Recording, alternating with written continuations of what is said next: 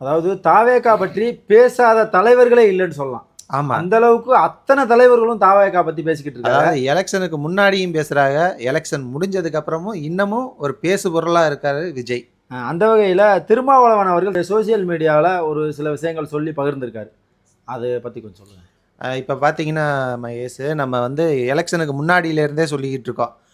விசிகா, நாம் தமிழர் இந்த 2 கட்சியும் தாவேகாவால் ஒழியும் அப்படின்னு சொல்லி. ஏன்னா முழுக்க முழுக்க விசிகா, அப்படியே விசிகாவுள்ள இருக்க தொண்டர்கள், இளைஞர்கள் எல்லாருமே வந்து தாவேகாவுக்கு வந்துட்டாங்க ஆல்ரெடி. அதனால விசிகாவோட ஓட்டு வங்கி அப்படின்றது குறையும். ஆனால் திமுகவோட சேர்ந்து நிற்கிறதுனால அது பெருசாக தெரியாது, வெளியில் தெரியறதுக்கு வாய்ப்பு இல்லை. ஆனால் நாம் தமிழரோட பர்சன்டேஜ் இந்த எலெக்ஷனில் மிகப்பெரிய அளவில் பாதிக்கு பாதி அடிபடும். அது திருமா வந்து சொன்னதோட காரணம் என்ன அப்படின்னா, என்னையை பொறுத்த வரைக்கும் திமுக அதிமுகவோட ஓட்டு வந்து பெரும்பான்மையான எதிர்ப்பு ஓட்டுகள் விஜய்க்கு போகும் அப்படின்னு சொல்லியிருக்காரு. என்னை பொறுத்த வரைக்கும் திமுக அதிமுக அந்த பரம்பரை திமுகவை அதிமுக கூட போயிடும். ஆனால் அந்த பரம்பரையாக திமுக இருக்காங்க இல்லை, அவங்க வந்து போகவே மாட்டாங்க. என்ன ஆனாலும் போக மாட்டாங்க. நீங்கள் எவ்வளவு தான் கழுவி ஊற்றுனாலும் திமுகவில் தான் இருப்பாங்க. திமுக விட்டு போகவே மாட்டாங்க. ஆனால் இந்த விசிகா அடி வாங்குறத தான் திருமா வந்து மறைமுகமாக சொல்கிறாரு அப்படின்றது என்னோட ஒரு கருத்தாக இருக்குது. அப்போ விசிகா அடி வாங்குறத எப்போ தெரிஞ்சுக்கலாம்? எலெக்ஷன் திருமாவளவனோட ப்ளஸ் பாயிண்ட் என்ன அப்படின்னு பார்த்தீங்கன்னா, திமுகவோட கூட்டணியில் இருக்கார். அதனால விசிகா அடி வாங்கியிருந்தாலும் அது வெளியில் தெரியாது.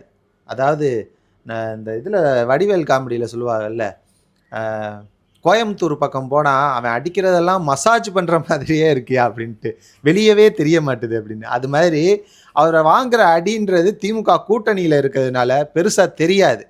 ஆனால் இதில் பாவப்பட்ட ஜென்மம் யார் அப்படின்னு பார்த்தா நம்ம அன்னை சீமான் தான். ஏன்னா இந்த 8% ஓட்டு வாங்கினவர் இந்த எலெக்ஷன் ரிசல்ட்டுக்கு அப்புறம் பாவம். நம்ம வாயால் சொல்லக்கூடாது, அதை சொன்னாலும் கீழே வந்து கமெண்ட் பண்ணுவாங்க. அது நீங்கள் வரப்போகிற ரிசல்ட்லேயே நீங்கள் பார்த்து தெரிஞ்சுக்குங்க.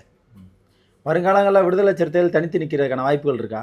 நிற்க முடியாது. திமுகவோட இருக்கிற வரைக்கும் தான் விடுதலை சிறுத்தைகள்ன்ற கட்சி இருக்கும். அப்படி இல்லைன்னா அதோட வாக்கு வங்கி என்ன அப்படின்ற உண்மை தெரிஞ்சு போயிடும். உண்மை திமுகவோட இருக்கிற வரைக்கும் தான் விசிகா அப்படின்ற கட்சி, திருமாவளவன் அப்படின்றவர் இருப்பார். திருமாவளவனுக்கு எப்போவுமே ஒரு பழக்கம் இருக்குது, ஜெயிக்கிற இடத்துல தான் இருப்பார், இல்லைன்னா ஏதாவது ஒரு காரியமாகணும்னா இருப்பார், இல்லைன்னா ஏதாவது ஒரு கூட்டணியை உருவாக்கி அதை காலி பண்ணணும்னா இருப்பார். ஆக மொத்தம் எப்போவுமே வந்து லைம் லைட்டில் இருக்கிற ஒரு ஆள் திருமாவளவன். அவர் வந்து தனித்து நின்றுலாம் அவருக்கு தெரியும்.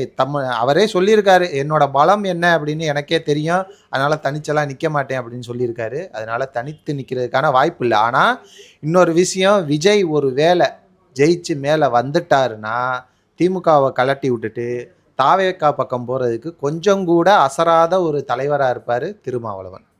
நன்றி பந்தல் ராஜா. நன்றி.